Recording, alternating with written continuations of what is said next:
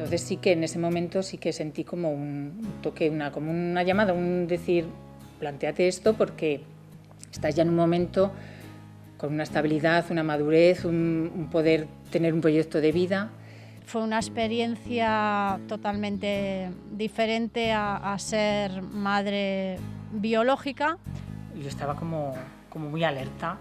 Claro, sí que es verdad que cuando me llamó mamá fue a la vez como, qué raro, o a la vez, y al mismo tiempo como si me hubiera llamado alguien mamá desde siempre. Un día me surgió la posibilidad y la idea de poder involucrarme en este mundo más de lleno y sobre todo tener la sensación de ser padre, ¿no? Una mujer en concreto dijo que era madre de corazón y creo que sí, es un amor muy bonito que se llega a desarrollar con el niño que entra en casa.